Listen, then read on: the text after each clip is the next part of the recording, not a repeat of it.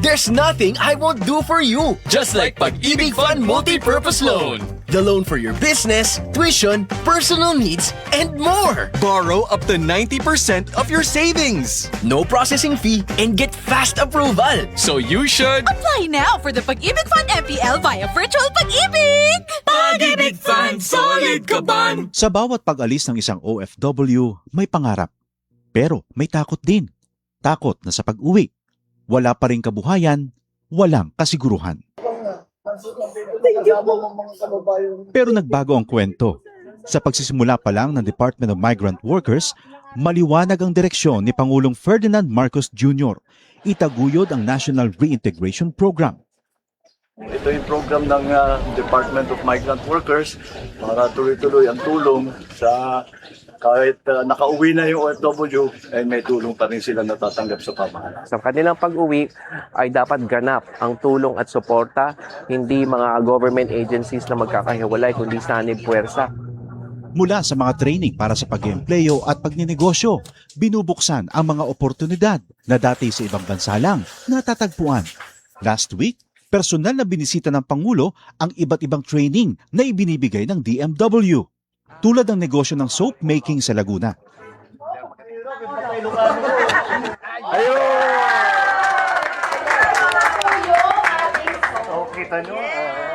Isa ito sa mga negosyong ngayon nagbibigay ng bagong kita at bagong pag-asa sa ating mga OFW. Isang dating seaman, chef at housekeeping staff. Ngayon, mga negosyante na.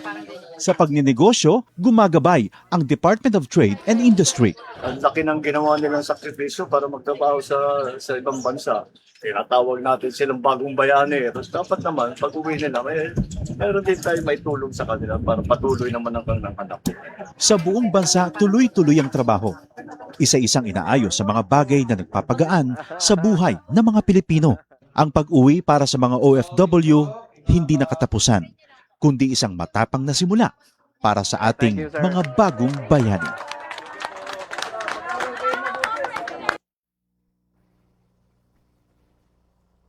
Radyo Pilipinas, Radyo Publiko. Radyo Pilipinas, Radyo Publiko.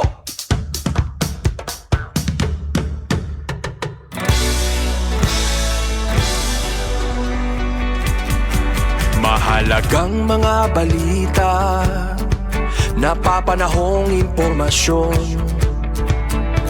Kami ang inyong gabay pag may bagyo at sakuna. Serbisyo ng gobyerno kapag may nangangailangan. Mga proyekto ng Pangulo, damang-dama ang pagmamahal niya. Tulay ng mga hinaing, ang problema ng bayan ating lulutasin. Tulay sa himpapawid, tulay ng pagbabago.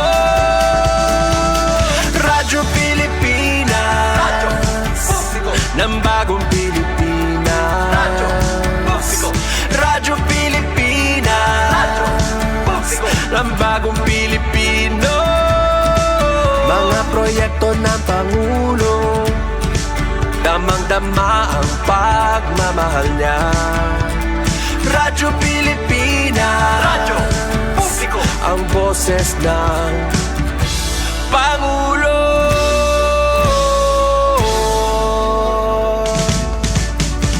Karamay nyo kami, kahit malayo man kami nakakarating. OFW magsasaka, buhay ay iba't iba, san mang lugar ng bansa natin.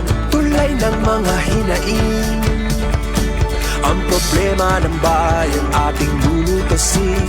Tulay sa himpapawid, tulay ng pagbabago. Radyo Pilipinas, Radyo Publiko, ng bagong Pilipinas. Radyo Publiko, Radyo Pilipinas, Radyo Publiko, ng bagong Pilipino. Mga proyekto ng Pangulo, damang-dama ang pagmamahal niya. Radyo Pilipinas, radyo publiko, ang boses ng Pangulo. Radyo publiko, Radyo Pilipinas, radyo publiko, Radyo Pilipinas. Good morning, Eastern Visaya. Good morning, Eastern Visaya.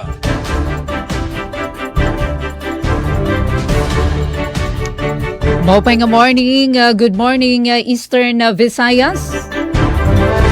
Good morning Borongan, Eastern Samar. Maupay nga aga, habugos nga sinarangan Visayas. Adi naluwat kita haaton taramdan, good morning Evie. Intirigub nga puwersahan PCO Radyo Pilipinas station sa bugos nga Rehiyon 8. Siyempre ang ato na ka-PCO from Philippine Information Agency nga natikang gihapon ha Akadim. Amoy na nagbuburublig para naman pagpasamwak ito na mga balita, impormasyon para diri ka mo maligbukan sangkay samtang adi na kita Huwebes. Tutok para haaton sa kaoras nga balitaan. Yan ang adlawhan na Huwebes sa Mayo 28, 2026. Dinila aton na taramdan na good morning Eastern Visayas. 1 minuto na kabarangay ang nakalabay halas 8 haaga. At ipen pumida ito na iyo kahampang kopod naton didia Master Control Engineer Alcuin Baldonido, Transmitter Chief Tech Joey Policarpio. Pinagiton supervision ni Ate Ruth Rivera Bonda at doon panagbalay na RP Borongan. Para yan ang adlawhan na Huwebes sa aton taramdan na good morning Eastern Visayas. Ngatanan na ba dahil mga trabahoan na yan ang mga oras? Okay man no, ito na panahon na didiha aton na syudad na Borongan. Pero partly cloudy kita pero nasirak naman hi Mr. Sun. Nakaset na nga tanan para maging hapsay na mga buruhaton na yan ang agahan na Huwebes. Nga na siyempre para masayuran kita, ano ba ito na latest, labi na hapagtaga panahon, nga iba pa nga mga balita, impormasyon, aton gihapon siyempre kakatuon na aton na mga kasalagabay, yan ang aga. From Radyo Pilipinas sa Radyo Publiko Calbayog, maupay nga aga mi Charmaine Perito Balvez. Good morning, dahito na bugos nga puwersahan RP Calbayog. Sugad man PIA Southern Leyte, maupay nga morning Sir Bong Pedalino. Good morning liwat nga dakan PIA Regional Head Sir Rian Arinto, maupay nga morning. RP Sogod, Miss Dalia Urit Atuel, good morning. Sir Dindo Alarasan staff, maupay nga aga, DYDC-FM, Miss Micaela Gongora, Hinagyuto na supervision ni Dr. Cristina Gabrilio, ngan haaton nga tanan, good morning. Alright, so haoras nga 3 minutos na, nakalabay halas 8 haaga. Ato na kuhaon na doon na mga pauna nga hulagway, unahon naton na doon RP Calbayog. Mopay nga aga, mi Charmaine Perito Balvez, kumusta ka mo dida, Radyo Pilipinas, Radyo Publiko Calbayog. Morning, Eastern Visaya. Yes, da mga salamat, Ate Pen Pumida. And good morning sa bugos nga persa San RP Borongan sa pagpanguna ni SM Ruth Rivera Abunda. Morning. Good morning liwat sa aton sister station, tigang naman sa Radyo Pilipinas Sugod, pinagi kan Ate Dalia Urit Atwil ngan sa bugos nga persa sa pagpanguna ni SM Dindo Alaras. Good morning sa aton partners sa Academe, tigang naman sa Visayas State University VSU, DYDC-FM at Imikay Gongora, ngan sa bugos nga persa sa pagpanguna ni SM Dr. Cristina Gabrilio, ngan sa aton igkasi PCO, tigang sa Philippine Information Agency, PIA Southern Leyte, InfoSend Manager Sir Bong Pedalino, bugos nga persa sa PIA Region 8 sa pagpanguna ni Regional Head Rian Arento. Ngandinhi sa Radyo Pilipinas Calbayog sa ngaran sa naton Acting Station Manager Hinar Navalon, Ako ang iyong makakaupod, Charmaine Perito Balvas, ngan kaupod naton sa Master Control, si Engineer Rezano Barandino. Okay, so siyahan update sa panahon din sa Calbayog. So yun ang mga pangurason, anamon temperatura ada sa 29 degrees Celsius, feels like 33 degrees Celsius. Posible paghihapon ini umabot sa 35 degrees Celsius around 2 p.m. Posible pa nga mas magpaso anamon ginaabat nga panahon din sa Calbayog. Samtang may posibilidad gihapon san pag-uran around 1 p.m. sanlit diri gihapon kita nga malimot magdarasan aton payong proteksyon kontra san uran sa pasusan adlaw labi kun kita in mabiyahe or mayra kita mga lakat sa gawas and diri gihapon naton kalimtan nga mag-inom san tubig para liwat malikyan and dehydration yan nga init san panahon sugad man pabag-o nga panahon. Update san pagtaga tubig. Calbayog Water Company Incorporated.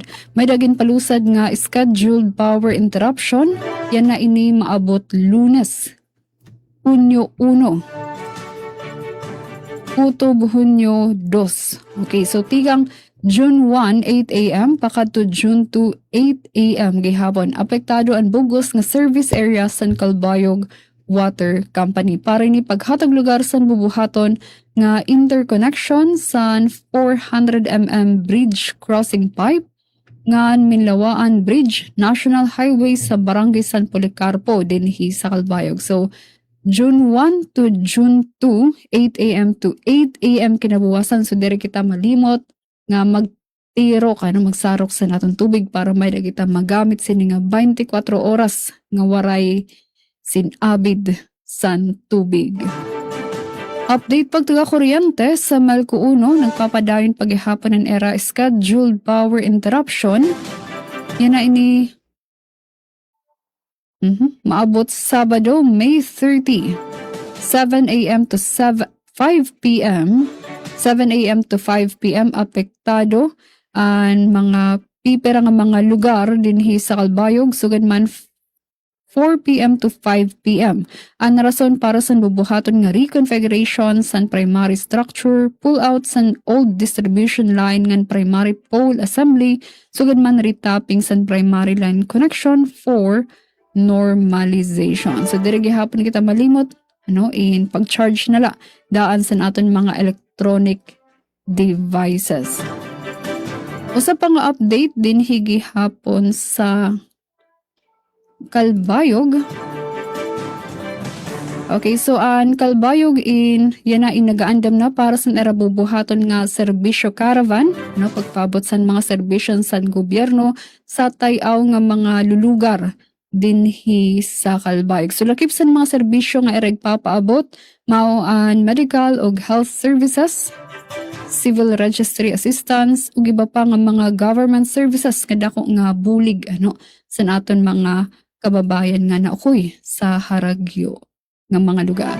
Okay, para naman sa mga balita nga naandam dinhi sa Radyo Pilipinas Calbayog, Chad Region 8 naghatag technical nga bulig para sa Kolehiyo di Calbayog. Ngayon maabot 33 nga mga pamilya apektado sa sunog sa Calbayog, Samar. Ang detalye ato nagsusunod sa second half sa atong programa, Good Morning Eastern Visayas. Good morning, Eastern Visaya. Thank you, Charmaine. 9 minutos na ang nakalabay alas 8. Padayon ka mo na katutok ato na taramdan na Good Morning Eastern Visayas. Katunta naman ang Philippine Information Agency Southern Leyte. Sir Bong Pidalino nga nagbabantay kita doon patrivia ni Sir Bong. Maping aga, Sir Bong. Morning, Eastern Visaya. Magandang buntag, Ma'am Pen Pamida. Morning. Sa Radyo Pilipinas. Anak mo rin, Anak, Radyo Pilipinas. Yep. Radyo Publiko. Radyo, wala pa sumpay. May napasumpay. Publiko, diha sa Burungan, Eastern Samar, o kusap sa atong mga kauban sa buot, diha. May buntag sa lain na nato nga Radyo Publiko, diha sa RP Calbayog, ani Ma'am Charmaine Perito Balves, ingon man sa atong mga kauban sa buhat ya sa maong Sibianan, o gusab ya sa atong laing KPCO radyo publiko sa DYSL Sugod ni Ma'am Dalia Abira Urit Atwell, o sa atong mga kauban sa buhat yang lapita, o unsa may atong call sign ani sa academy. Ma'am, Miss Gungura, Mikay. wa ko'y call sign. Mm. Ma'am Mikay, unsa may inyong call sign? O, anak man ang sa Radyo Pilipinas. Ang sa amo sa PIA kay PIA. Anyway, may buntag ni Ma'am Micaela Gongora diha sa DYDC FM o sa atong mga kauban, mga ka-akadim diha sa maong Sibianan. Ingon man sa atong mga suki good kayo tig paminawan. Bisan asa man kamo karong napitan na hiluna sa kalibutan, nagtan-aw sa Facebook o baka sa radio broadcast gyud, no? So, niya nasabta sa laing edisyon sa atong pagpanagkuban, atong mahinaot nga na, yun tatanan sa kapiskay sa panglawas. Diri sa Dakbayan sa Maasin, init, as in init yun, ang panahon diri, Ma'am Pen, Ma'am Charmaine, Ma'am Dalia, Ma'am Mikay. So, murag, padayon kining mag-init bisan pa og dunay dito sa gawa sa nasod, sa outside sa Philippine Area of Responsibility, bisag naay bagyo kuno dito, pero init kayo gyapon. Atong masinati, di man tili makaabot sa landmass, no, ang maong bagyo. So padayon gyud na mag-amping, di ta maapektahan ning tuman nga kainan gyud sa panahon. Sa kahusay og kalinaw, padayon gihapon ang atong kukihan buaw nga mga kapulisan pagpanakop ning mga most wanted persons, other wanted persons og sa drogas. Kay padayon masablagi na ang atong mga padlungon diha pagtago-tago. Madyo na itong usan nagtago-tago, madagpa na. O gusab sa atong kaimtang sa kuryente, ang importante gyud karong Sabado na ay whole province nga brown out diri sa Southern Leyte, pinagi ni sa NGCP alas 5 buntag ngadto sa alas 6 sa hapon magtaod og mga bag-ong masingan ana polls. Hindi na may nota katigong binisaya ni ng mga Poste. poste. Mm. Poste. Pulihan tili na mga kahoy. English na mga sir. Unsay nga na nang ipuli kanang murag aluminum man ang ilang ipuli. So magandang tagpaypay kay arang kainit karong adlaw Sabado pag yun, no? Anyway, karong adlaw pod na naka-schedule ang suliko hinunay diha sa barangay Tawid. Karong adlaw gyud ni alas 9, unsa pa day alas 9. Ngadto sa alas 5 sa hapon mag-extend sila sa single phase, mag-install pod og transformer sa Tawid na purok sibuyas. Unya sa Slim Village sa barangay Ibarra nasay pagkapawong alas 9 ngadto sa alas 5 sa hapon mag-puli og rotten wood pole. Na gyud, no? Kahoy pulihan nga na giukay na sa angay na gyud nga pulihan. Okay, so mao na atong mga pasiyona og sa di patamad to sa atong nagbilog to nagigihudlayan taon sa to adlaw. Ari sa ta sa atong kameng trivia. Oy, by the way, karong adlaw pod gitawag og Flag Day kay unang giisa nga atong bandila dito sa Imus, Cavite kay nagmadaogon dahil kuno ang Revolutionary Forces sa mga batok sa mga Spanish forces musagi isa ng bandila sa Pilipinas ditong dapita. Unya Huwebes man ron atong hatagan siguro higayon ning computers dira po niya atong ang pag-apil, no? Nganong namang good tay Throwback Thursday. Usam rin Huwebes po ron sa buwan. Social media ning trend kining Throwback Thursday. Yes. And ang mga karaang hulagway, mga handumanan gikan sa kanhi ay ang i-post kasagaran sa adlang Huwebes aron handumon og sa ulogon pangumustahon unsa nay naabot sukad sa mong okasyon hangtod sa karon. Dang inaligri ba lamang ni siya, murag trending lang. Matod pa sa mga internet historians, na di pa historia ng internet. Ang unag yung paggamit sa mga pulong Throwback Thursday namantala sa magazine nga Sports Illustrated na itong tuig 2006. 20 ka tuig na din diin mga karang hulagway sa dulang basketball ang gipakita. O sukad niya ito hangtod karon na uso na ang paggamit sa Throwback Thursday. May hashtag pa ganini, hashtag Throwback Thursday. Kung mag-post og mga litrato nga makamingaw, makalipay diha sa social media. Apan nga nung Thursday man, kay Katsi, dali rahan dumon. Ingon pa sa mga psychologist, ang adlang Huwebes kasagaran gaan ang paminaw sa katawan. Relax ang mood, kay hapit na ang weekend. Diha baya ko'y Flashback Friday. Pero wa mo click ning Flashback Friday.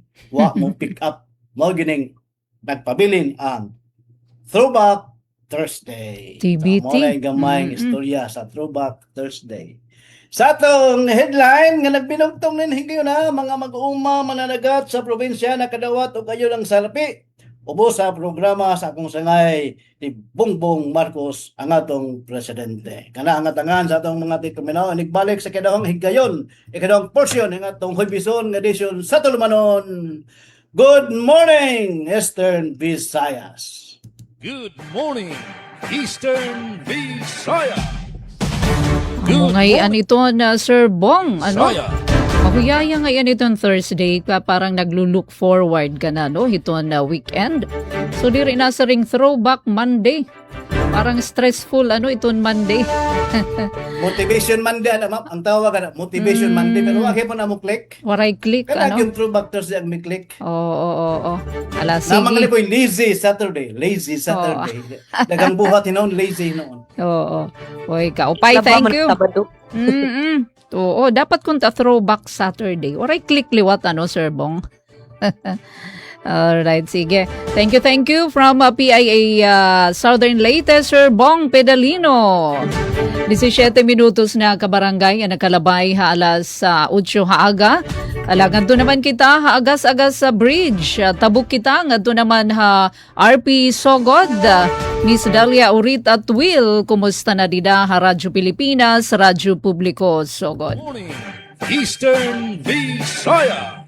Yes, Atipen, good morning. Thank you so much. Good morning sa ato nga mga kaubanan, Ati Charmaine, Ati Mikay, and Sir Bong. Yes, unahon na to ang update sa ato nga panahon din sa Saudi. So far, particular sa Sogod.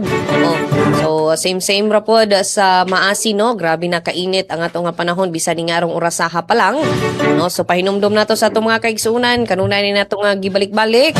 Always ka magsigyog inom og daghang tubig. Kato mga adunay maintenance. O dili malimot sa inyo nga pag-inom ni ini. And sa kining ato nga heat index di ay, no? Sumala pa sa report sa ato nga pag-asa. Karong adlaw anaa sa 42 degrees Celsius ang Southern Leyte. Sa kining grabe nga kainiton. So wala ta masayop ana kini sa danger level mga kaigsuunan. So make sure nga magdala og payong or panangga sa init in kaso adunay importante nga transaksyon nga lakwon karong adlaw. As to sugang nagitab murag na mention na ni Sir Bong, dili na lang nato ibalik kining mga power interruption sa Southern Leyte Electric Cooperative, but gipasabot, no, sa atong General Manager GM Chelito Ugdok nga ubay-ubay pa nga mga nakaschedule nga power interruption for the coming months of June, July, kay mao kini ang tig-trim na usab, no, mag-trim na usab ang ato nga mga LGUs sa kini ato nga mga kahoy o kay panahon na usab kini sa ting-uwan, no. So naana po yung mga expected nga bagyo, so ipang-trim ang ato nga mga kahoy. And of course katambayayong nana ang ato nga Southern Leyte Electric Cooperative. So expect pud ta nga mapaong gyud ang ato nga mga kuryente, no, supply sa kuryente. Sa ato nga tubig, so far wala may abiso ang atong supply sa tubig. Apan gipasabot, no, matod pa sa report ni Ma'am Gemma nga adunay paghinay gyud, no, sa aga sa tubig karong mga panahon na kay tungod lagi pod kay nagkanihit ang tubig sa grabing kainit. So kinahanglan gyud nga magkonserba, no, sa ato nga paggamit, wise nga paggamit ni ini mga higala kay nagkaanam pod og kataas, no, ang ato nga mga bayro nun. Peace and order situation. So far, hapsay og malinawon. Mga malayo na nga to nga PNP sa kining ilahang kampanya. No? Batok ni ining mga nagkadaiyang kalapas sa balaod. No? Kinahanglan gukdon gyud sa atong PNP. O katong mga dunay pending warrant of arrest o uban pa nga gipangita sa balaod. Alright, sa atong nahipos nga balita para karong adlaw nga Huwebes, Mayo 28 ning tuiga. 150 ka mga pulis sa Southern Leyte miagi sa handgun marksmanship training. Kalihukan sa Local Legislative Award sa Southern Leyte, malampuson nga gipahigayon sa Malitbog o DILG Hinunangan nagpahigayon og Barangay Development Planning Activity. Yes, kanang ilang atangan natin pen o atong mga kauban. Sa ato nga pagbalik ato nagyong ihatod ang kompletong detalye ni ini. Sa ngalan sa ato nga Station Manager, Sir Dindo Alaras, kini ang inyong alagad sa kahanginan, Dalia Abiara Orit. Kaubaday nato sa Master Control Engineer Nuki Parado. Mayong buntag, good morning, Eastern Visayas. Good morning, Eastern Visayas. Mga salamat, Miss Dalia. 21 minutos na nakalabay hala sa 8 haaga. Bisitahan ta naman ang DYDZ FM, Miss Mikay Gongora. Maupay nga morning. Kumusta ito na panahon? Ulagway din na naman ha Baybay City, partikular ha Visayas State University. Morning, Eastern Visayas.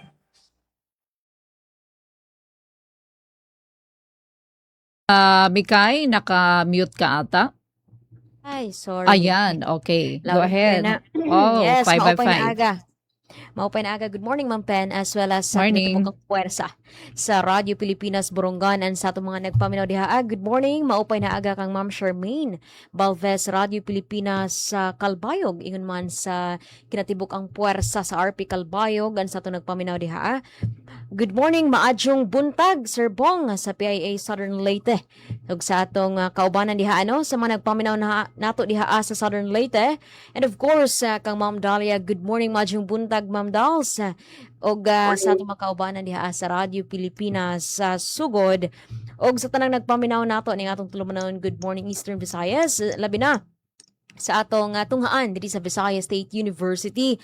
Nagipanguluhan sa atong Presidente Dr. Pros Ivy Yepes. Yes, good morning. Maadyong buntag ingon man sa Baybay City Leyte o sa mga nagpaminaw nato karon maparadyo man via 104.7 and sa mga nag-view sa atong Facebook Live, mga higala live ta sa atong Facebook page and sa uban pa nga Facebook page sa mga kaubanan nato no ning atong tulumanon. Good morning, Eastern Visayas. Sala sa mong Station Manager, Dr. Cristina Gabrilio, Radio Engineer Sean Villa Gonzalo, kini si Micaela Gongora, ang inyong makauban na karong adlaw Huwebes, Mayo 28. O alang sa itong mga pasiunang impormasyon, naguna kita sa update sa itong panahon na gikan diri sa dakbayan sa Baybay, no? Yes, mga higala, hingpit ka nagpakita ang atong haring adlaw. So, sirat yun ang atong haring adlaw, karong adlaw. And, base sa gipagawas nga weather forecast sa Pag-asa, anaas sa 26 to 32 degrees Celsius ang atong temperatura karong adlaw, no? So init gyud mga higala, nag-blue gyud ang atong skies karong adlaw, no? So kinahanglan gyud ta nga magdala og proteksyon sa init nga panahon and of course mag-inom gyud ta og daghang tubig. So partly cloudy skies to at times cloudy with the rain showers or thunderstorm, kana base sa gipagawas sa Pag-asa mga higala. And sa lain pa nga update, no, or announcement gikan sa atong tunghaan Visayas State University. Yes, nagpagawas og napahibalo ang atong tunghaan nga ang katong naka-scheduled sa photoshoot for the graduation no, sa itong mga graduating students, faculty, and staff nga nakaset kagahapon Mayo 27 adlong Merkules na reschedule siya ngadto na sa June 2. Hunyo 2 adlang Martes mga higala tungod kay nag-holiday man kagahapon o Idel Adha holiday kagahapon, so na-move from May 27 to or na-reschedule from May 27 to June 2 adlaw Martes next week. And sa lain pang mayroong danong pahibalo, yes, kadtong nga gipahibalo no nga free theoretical driving course sugod Hunyo 2 and 3 libre kini mga higala sa first 25. So sa mga wala pa nakaparehistro, tanawan ninyo, bisitahang Facebook page sa Baybay City Information Office ana ang link for the online registration. Ininguman sa kasalan ng bayan karong umaabot nga Hunyo 10 sa pag-obserba ubos sa pagsaulog sa Charter Day sa Dakbayan sa Baybay. Sa mga interesado magpakasal no, libre kani mga higala adto na sa City Civil Registrar's Office ana sa ground floor sa Baybay City Hall. Pagdala lamang og birth certificate og valid ID og gikinahanglan nga personal gayud no nga moadto mismo sa naasoy nga buhatan. And sa atong Lieco 4 naman nga update, nagpagawas bag-o lang gyud og NGCP Power Advisory number 2026-021 adunay pahigayon nga wood pole replacement o pag-ilis sa poste, wood pole replacement along Maasin to Hilongos, Maasin to Bato portion. Karong maabot nga Hunyo 3 ug Hunyo 4, Miyerkules ug Huwebes ka na mga higala next week. So ang atong dakbayan sa Baybay apektado mga higala 30 minutes between 4:30 PM to 6 PM hining duha ka adlaw. So take note ni mga higala June 3 and 4 ug galing adunay mga aktibidades ni no. So adunay 30 minute nga power interruption din sa dakbayan sa Baybay between 4:30 PM to 6 PM. And sa atong Baybay City Water District, nagpahibalo sila or nagpagawa sila disconnection advisory sa mga dunay overdue accounts. Ugma pohon adlang Biyernes, Mayo 29. Diya sa may Area 16, Barangay Candadam, ingon man sa may Barangay Candadam sa may Brandy Island dapit no. And sa atong peace and order or sa atong update sa atong dakbayan sa PNP Baybay, I mean ang atong kapulisan na netong Mayo 26 naka-aresto no sa top 1 city level most wanted person oo nga residente 40 years old and a residente sa Barangay Santa Rosario ninakbayan sa Baybay. Gi-apprehend kining maong suspetsado by virtue of a warrant of arrest for statutory rape mga higala. So mo kana ang pinakabagong update sa tong PNP Baybay. And of course, padayon gihapon no ang ilang mga inisyatiba and activities sa pagsugpo sa krimen, mga interventions nila no or kining information disseminations sa gadiya mga balaod para mapataas pa, mapaligon ang public awareness and of course ma-encourage ang mga baybayanon sa pag-practice of vigilance, discipline and responsibility for a safer no and more secure nga Baybay City. Yes, mga igala mao kana ang mga update kalambuan ni sa dakbayan sa Baybay ug alang sa ato mga balita nga nakalap karong adlaw. AB Literature Program sa VSU aprobado na sa CHED RO8. Baybay City Health Office gilunsad ang yakap paggamot o PhilHealth Registration Program.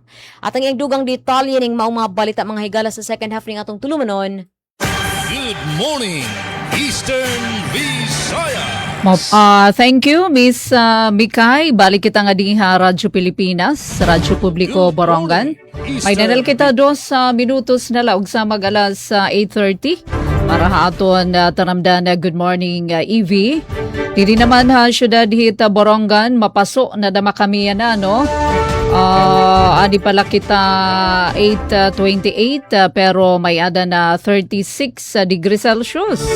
Ito na dangga no nga inaabat na miyana. Kami pa naman didi ito na nangunguna no syudad hito na Borongan. So bahini nga pa forecast hito na pag-asa bahin hito na pagtaga heat index posible umabot nga daha 45 degrees Celsius ito na kadangga kapaso didi amon syudad. Giwan Eastern Samar, Tacloban, VSU, di dayo ate Mikay no, 43 degrees Celsius, posible umabot 43, ito ang heat index. Nansugan man, ato na mention kanina no, ni Miss Dalia, 42 degrees Celsius, di dahas Southern Leyte. So, di da gihapon sugod. Sige no, hirutla kita.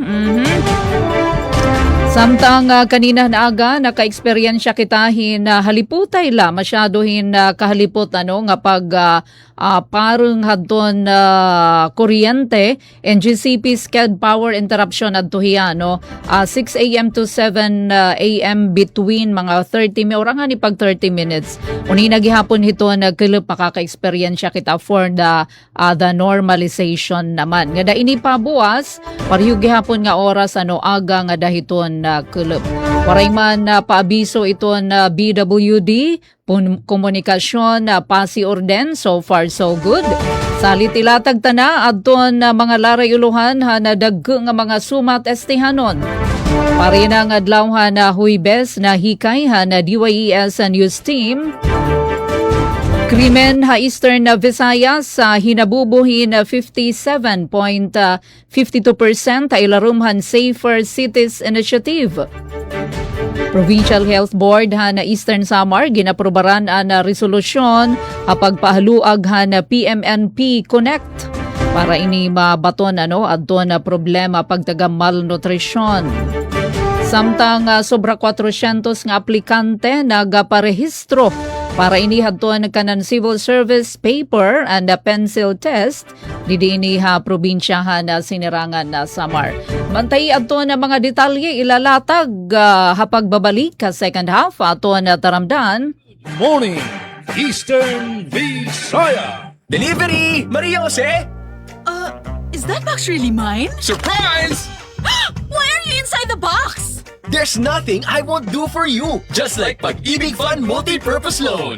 The loan for your business, tuition, personal needs, and more. Borrow up to 90% of your savings. No processing fee and get fast approval. So you should... Apply now for the Pag-ibig Fund MPL via Virtual Pag-ibig! Pag-ibig Fund, solid ka ba? Na Ponce de Leon ng Puerto Princesa City, Palawan. Nakikiisa ako sa pagtitipid sa enerhiya sa panahong ito sa pamamagitan ng halimbawa pagpunta or pag galing sa trabaho, nakikisakay na lamang ako sa mga kasamahan ko na may mga service para less ang gastos sa gas or enerhiya.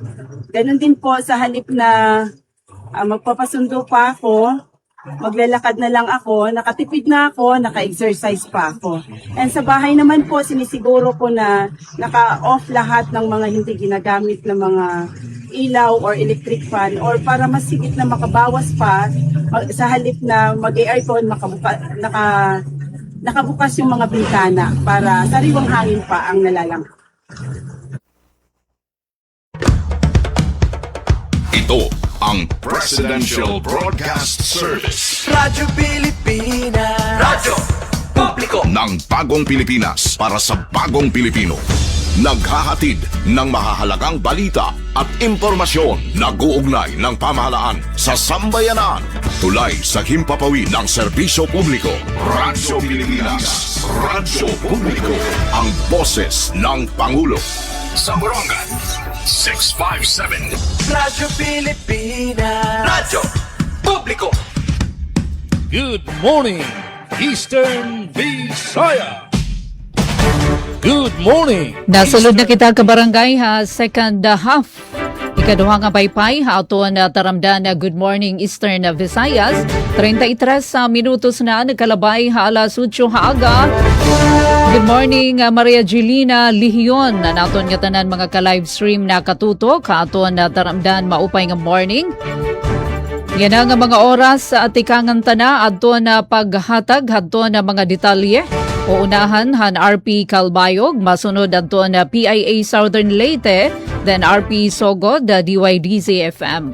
Maupay nga aga mi Charmaine Perito Balves. Morning, Eastern Visaya.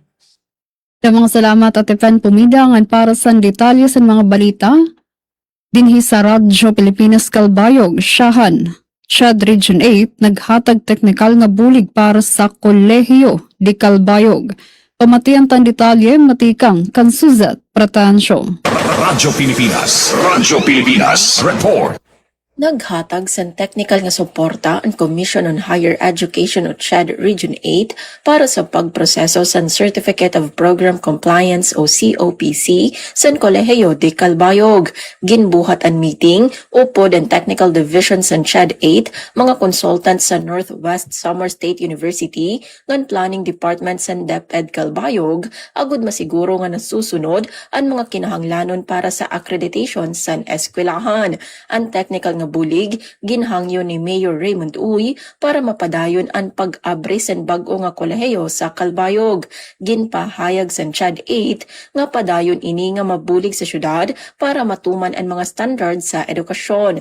Ang Kolehiyo de Calbayog gintutuyo nga maghatag sa dugang nga oportunidad sa kabataan sa Calbayog para sa dekalidad nga kolehiyo nga teknikal nga edukasyon. Para sa Bagong Pilipinas, Suzette Pretencio, Radyo Pilipinas, Radyo Publiko, Calbayog. Damang salamat sa nimo report, Suzette Pretencio. Good morning, Eastern Visayas.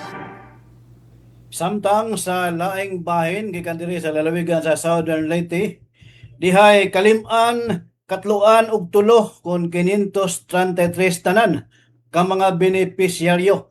394 kanila mag-uma ug 139 mananagat ang nakadawat og financial assistance ilawom sa Presidential Assistance for Farmers and Fisher Folks Program PAFFP atol sa unang batch pag-release niini sa maong programa diri sa Dakbayan sa Maasin sa may City Gym pagka Mayo 22 sa miaging Biyernes. Usa kanila si Nicanor Batistil mag-uma og mananagat nagpuyo sa barangay Kumbado. Matod ni Batistil gikalipan niya dako nga naapil siya sa lista sa maong makadawat nga mga mananagat. Ang naasing kalihukan gipahigayon pinagi sa Office of the City Agriculturist tipik og kabahin sa nasunong programa alang sa agriculture o fisheries sectors ubos sa pamunuan ni Presidente Ferdinand Marcos Jr. Ang kada usa may gidawat nga tag 2,235 kung 2,325 pesos. Iyawat na lang makaalibyo sa mga galastuhan taliwa sa nagkataas nga presyo sa mga paliton. Gawa sa Maasin City, susamang PAFP distribution caravan ang gihimo sa ubang mga kalungsuran sakop sa unang distrito sa lalawigan. Sumala sa taho sa BFAR, Bureau of Fisheries and Aquatic Resources, uban sa pagtambayayong sa hingtungdang local government unit o sa Department of Agriculture. Matod sa BFAR, nga mikabat na og 3,099 tanan mga mag-uma o mananagat sa pagkakaroon ang nahataga na sa maong hinabang. Gilauman mas mudaghan pa kini sa sunod bulan kay padayon pang atuon ang ubang kalungsuran dugang taho sa BFAR. Kay numduman nga pagka Mayo 20, una nang nanghatag ang city government og mga fishing boats, mga kagamitan sa panagat gamit ang 8 million pesos nga priority fund sa syudad. Wala pa nailabot sa mga rice seeds ug abono nga dadawat sa city government gikan sa national nga pangagamanan. Sumala pa ni City Mayor Luz Mercado diha sa iyang hamubo nga mensahe. Gikan diri sa PIA Southern Leyte, Bong Pidalino alang sa Good Morning Eastern Visayas. Eastern Visayas. Sa atong update dinhi sa Southern Leyte, kalihukan sa Local Legislative Award sa Southern Leyte, malampusong gipahigayon sa lungsod sa Malitbog. Para sa kumpletong report, taniya si Ruel Bugnos. Radyo Pilipinas Report. Malampusong gipahigayon sa Department of the Interior and Local Government kundi ALG Southern Leyte, kauban ang Philippine League of Secretaries to the Sangguniang Bayan Congleses Southern Leyte Chapter, ang usa ka Local Legislative Award Exit Conference kanatong Mayo 21, 2026 sa Session Hall sa lungsod sa Malitbog. Kini nga mga kalihukan nga gipasiugdahan ubos sa pagiyan ni Provincial Director Danny Lagitan og sa inisyatiba ni LGO5 Judes Jasmine Lamoste isip LLA Provincial Focal Person nagpundok sa mga sangguniang sekretary alang sa usa ka sesyon sa pagkat-on og konsultasyon nga nakatutok sa pagpalambo sa lokal nga legislatibong performance ug dokumentasyon. Atol sa diskusyon, Gihatagan og pagtagad ang mga feedback kabahin sa LLA indicators, mga gikinahanglan nga mga dokumento ug mga maayong pamaagi sa pagdumala sa mga record sa lehislatura. Aktibo usab nga nagpaambit sa ilang eksperyensya, kabalaka ug mga praktikal nga rekomendasyon ang mga partisipante aron nga mas mapalig-on ang pagsunod sa mga sumbanan ug mapataas ang kalidad sa mga isumite nga dokumento so maabot nga mga pagmanabana. Pinaagi nini, gipamatud-an pag-usab ang kritikal nga papel sa mga sanggunian sekretary sa pagpalambo sa kaepektibo, matubagon ug may panubag nga lokal nga pamunuan. Balita gikan sa DILG Southern Leyte para sa Bagong Pilipinas. Roel Bugnos, Radyo Pilipinas sa Radyo Publiko. Yes, daghang salamat sa imong report, Sir Roel Bugnos. Good morning, Eastern Visayas. Sa lain pang balita, AB Literature Program sa VSU aprobado na sa CHED RO8. Ani ang detalye sa akong report. Radyo Pilipinas report. Aprobado na sa Commission on Higher Education Regional Office 8 kun CHED RO8 ang Bachelor of Arts in Literature o AB Literature nga programa sa Visayas State University ubos sa Department of Arts, Languages and Literature kun DAL para sa unang semester sa academic year 2026-2027. Ang maong pag-aproba na silihan human may pagawas ang CHED report on the result of preliminary assessment kun RRPA sa programa sa yuning tuiga. Personal nga gidawat ni Dean sa Faculty of Humanities and Social Sciences kun FHSS, Dr. Maria Vanessa Gabonada, og ni Coordinator sa AB Literature Program, Associate Professor Michael Carlos C. Villas, ang RRPA gikan mismo ni Regional Director sa CHED RO8, Dr. Maximo C. Alhebe. Ayang masayran ng AB Literature mo ang ikarahang programa nga gitanyag sa DAL sunod sa Bachelor of Arts in English Language Studies kun ABELS. Ikatulo usab kini nga Bachelor of Arts program sa VSU ug unang literature program sa Literary and Cultural Studies track sa tibok isla sa Leyte. Sumala kang Dean Gabonada, dugay nang nailhan ng VSU sa kaligo ni ini sa agrikultura, siyensya ug teknolohiya apan pinaagi sa AB Literature mas mapaligon usab ang humanities nga aspeto aron makabot ang mas balanse ug holistic nga edukasyon. Matud ba niya ang literatura makatabang sa pagpalambo sa critical thinking, creativity ug empathy nga gikinahanglan sa pag-atubang sa nakadaiyang social issues, misinformation ug pagkabahin-bahin sa katilingban. Ang curriculum sa AB Literature nakaangkla sa vision sa VSU isip usa ka Global Green University. Lakip sa mga subjects nini ang Literature and the Environment, Literature and Science ug Literature and Medicine. Gipunting usab sa programa ang Philippine Literature ug Literary Criticism aron mapaligon ang kahibalo sa mga estudyante sa kultura ug identidad sa Pilipino. Lakip usab sa programa ang 300-hour practicum, diin ipadala ang mga estudyante ngadto sa nagadaiyang cultural ug arts institutions sa nasod. Sumala kang head sa DAL, Dr. Cherry Rolla. Lahi ang pamaagi sa VSU sa pagtudlo sa literatura tungod kay konektado kini sa environmental humanities. Dugang pa niya gamit ang mga sugilanon, balak ug local nga folklore makat-on ang mga estudyante sa pagtan-aw ug pagsulbad sa mga tinuod nga isyu sama sa climate change ug pagpreserbar sa kinaiyahan. Gilauman ngang AB Literature Program makahimo og mga graduates nga mamahimong andam sa nakadaiyang industriya, dakip na ang sa media, education, creative industries ug uban pang service-oriented professions. Gikan sa VSU DYDC FM, Micaela Gongora, Good Morning Eastern Visayas. Good morning, Eastern Visayas. 43 minutos na nakalabay alas 8 haaga mo pay nga aga Mano Rude Aquino dito naman ha UK.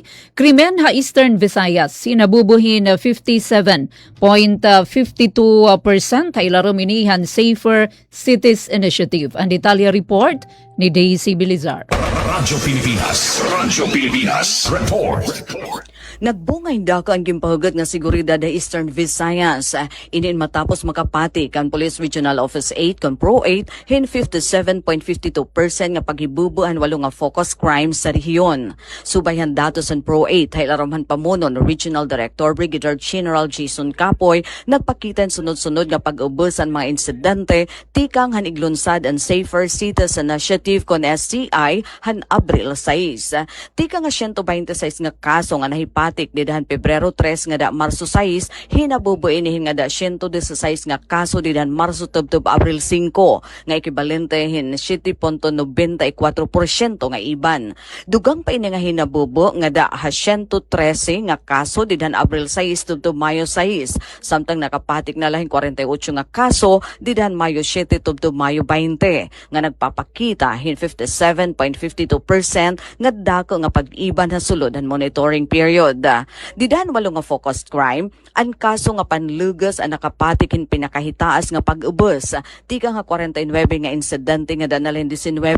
Hinabubugi hapon ang kaso hin pangawat, tika nga 92 nga da 57, robbery tika nga 25 nga dahin 20, murder tika nga 25 nga da 21, homicide na ibanan hin usa nga kaso, ngan physical injury nga hinabubo tika nga 31 nga dahin 30. Ang karnaping han motorsiklo in inubos nga din upat nala tika nga nag-agi nga napulong nga insidente. Samtang usa nala nga kaso in pangawat in 4 wheels nga sarakyan ang nahipatik.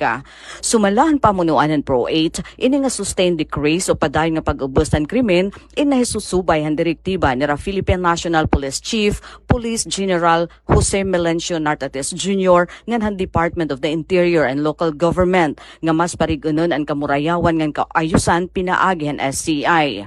Iginpahayag pa ni Regional Director Kapoy nga ini nga pag-ubos ang krimen in pamatuod ang epektibo nga operasyon hang kapulisan ngan maupay nga koordinasyon han magderodilain nga ahensya harhiyon. Para Habagong Pilipinas, Daisy Lalosa Bilizar, Radyo Pilipinas, Radyo Publiko, Borongan. Mga salamat, Daisy Bilizar. Good morning, Eastern Visayas. Balik din sa Calbayog, abot 33 nga mga pamilya apektado sa sunog sa Calbayog, Samar. Pamatian tan detalye sa akon report. Radyo Pilipinas, report. Maabot masobra 1.6 milyones pesos ang danyo sa nahitabo nga sunog sa Purok 6, Barangay Dagum sa Calbayog City, Samar. Base sa report sa Bureau of Fire Protection, 20 nga balay ang naugtang san kalayo, samtang napulo naman ang partially damaged. Ada sa 33 nga pamilya, umaabot 120 ka individual ang naapektuhan sa insidente, lakip ang mga senior citizens, usa nga person with disability, burod ug mga kabataan. Temporaryo nga gin-evacuate ang mga residente sa evacuation area sa Herman Minor, samtang padayon ang assessment ug pagpaabot bulig sa lokal nga gobyerno. Base sa BFP, malaksi nga nagsarang ang kalayo tungod dirigit ug kadaman mga light materials ang mga kabablayan sa lugar. Waray naman na report nga namatay o nasamaran sa insidente, samtang nagpapadayon pa ang investigasyon sa kausa san sunog. Para sa Bagong Pilipinas, Charmaine Perito Balvas, Radyo Pilipinas, Radyo Publiko, Calbayog. Good morning, Eastern Visayas. Sir Bong? Salaan na balita no ni Sir Bong, Miss Dalia.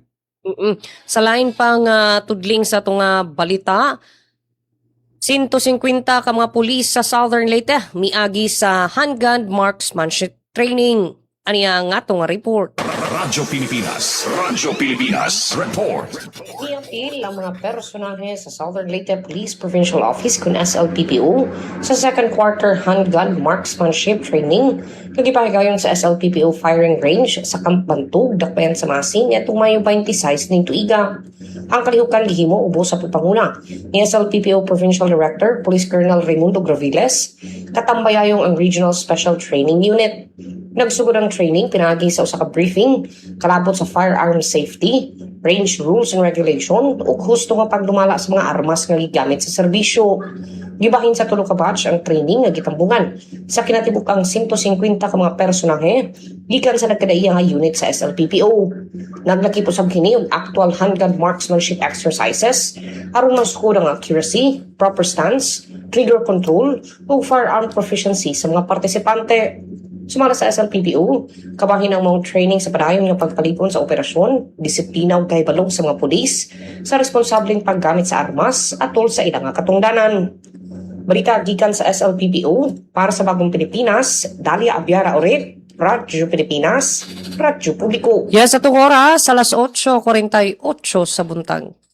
Good morning, Eastern Visayas. Samtang Baybay City Health Office gilunsad ang yakap gamot og PhilHealth registration program. Aniyang detalye sa report ni Glody Kayunda. Radyo Pilipinas, report.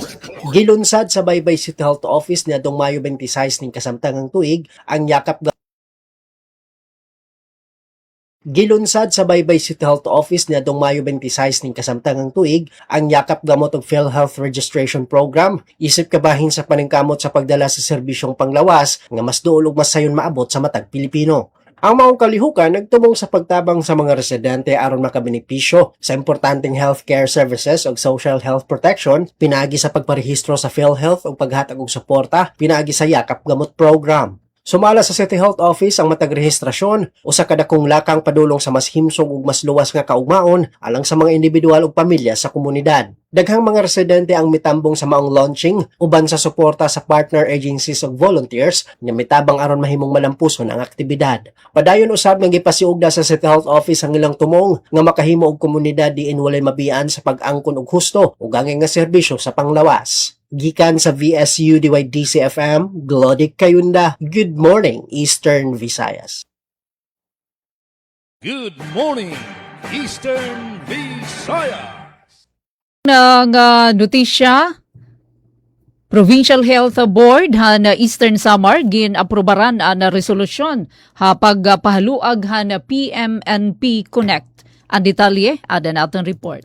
Radyo Pilipinas, report. Ginaprobaran han Provincial Health Board han Eastern Samar ang resolusyon nga nasuporta pagpahaluag han Philippine Multi-Sectoral Nutrition Project PMNP Connect sa probinsya durante ang 5th Provincial Health Board ng Provincial Nutrition Council meeting nga ginbuhat han Mayo 25 sa Pijo Conference Hall, Old Capitol Building, Borongan City. Ang PMNP Connect nga ginpapangunahan han Department of Health nga Department of Social Welfare and Development may katuyuanan nga mapakasig ang mga programa kontra malnutrisyon, pinaagyan pagpahalapad han nutrition interventions, pagpariguan han primary healthcare services, ngan pagpariguan han lokal nga panginano han nutrisyon. Sumala resolusyon target han PMNP Phase 2 o PMNP Connect nga mapahaluag ang implementasyon tikang ha 275 ngadto 580 nga mga munisipalidad habugos nga nasod, lakip ang mga prioridad nga lugar sugad han Eastern Samar. Lakip gihapon ang mga target han proyekto ang pagminos han stunting ha kabataan, pagpakusog han community-based nutrition services, pagpahaluag han parenting effectiveness sessions, ngan pagpauswag han pondo ngan pagdumara para han nutrisyon. Hailarom han resolusyon nagpasarig ang Provincial Health Board nga pakukusgon ang koordinasyon han probinsyal ngan munisipyo nga mga gobyerno agud masiguro ang mas epektibo nga paghatag han serbisyo panlawas, nutrisyon ngan social welfare ha Eastern Samar. Ang meeting gintambungan han iba-ibang ahensyan gobyerno, lakip ang DOH Provincial Field Office sa pangunguna ni Dr. Jean Marie Gargo, Provincial Health Officer Dr. Marian Isiderio, PhilHealth Local Health Insurance Office Borongan Chief Mrs. Josephine Mosquisa, Board Member Attorney Byron Suyot, Provincial Social Welfare and Development Office Representative Mrs. Doris Cahegas, mga health officer han LGUs, Chief of Hospital nga iba pang stakeholder NGOs ha sektor han panlawas nga nutrisyon. Lakip gihapon ha mga gintalakay durante han meeting ang Water and Sanitation Summit nga an engagement meeting with League of Municipalities of the Philippines Eastern Samar Chapter nga nakatalan pagbuhaton na Hulyo yana nga tuig.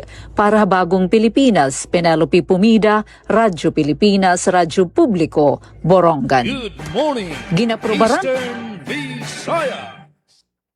Sa katapusan nga balita, dinhi sa Radyo Pilipinas Calbayog, construction sa steel bridge sa Barangay Manaing mahugot nga ginmo-monitor sa LGU Pinabakdaw.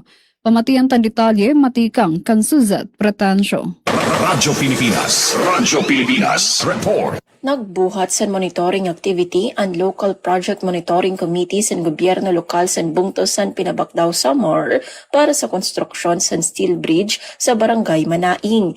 Tumong sa inspeksyon nga masiguro nga nasusunod ang kalidad, epesyente nga sakto nga pamantayan sa implementasyon sa proyekto. Ang tulay, nagkakantidad sa por lo menos 2.9 million pesos, ginlalauman nga maghahatag sa mas maupay nga access, mas taluwas nga pagbiyahe, ngan mas marigon nga koneksyon para sa mga residente ngan hipid nga mga komunidad. Padayon naman ang monitoring ngan ebalwasyon sa gobyerno lokal agud masiguro nga direkta nga nakakabulig sa katawhan ang mga proyekto nga nasusuportahan ang maiha nga pag-asenso sa barangay Manaing.